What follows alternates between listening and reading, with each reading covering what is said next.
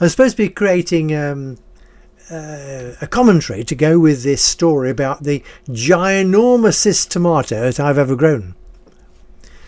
I think it's 867, not kilos, grams, yes, it's a bit less than a kilo, but not far off. 867 grams. And today is the 5th of December. We've just eaten it.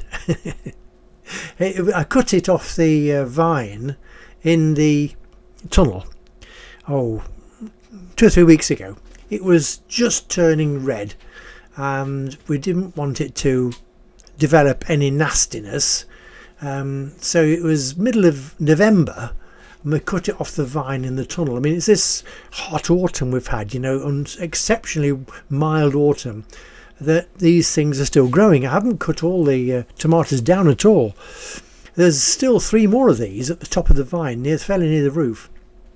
And I notice the others are beginning to turn red, so we shall enjoy those as well. It's Queue de Boeuf. It's a French variety, beef heart tomato.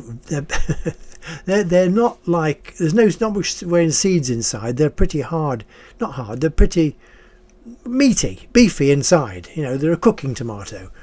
And Ruth used it today on a dish with some fish, and we ate a little bit, while we were cutting it up, and thought, blimey, that's good. So it's going to be turned into a salad. It's really good eating, very tasty.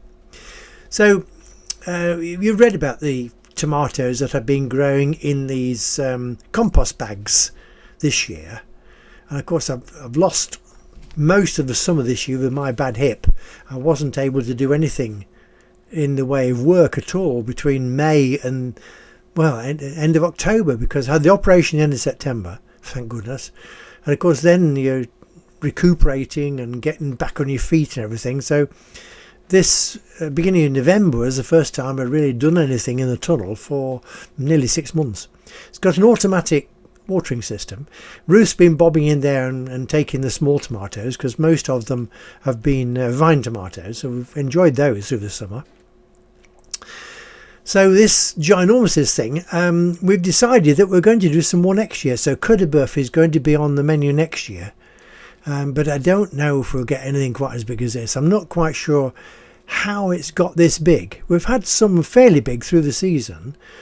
I've not given them much in the way of fertiliser. It's just these compost bags, and they were the cheapest bags I could get, about €3.50 from Netto. I bought a dozen or 20 of them, and used them around about the place. So once the whole thing's taken to pieces in a month or so, then I shall be using the compost in some bins, and make the best of what I've got.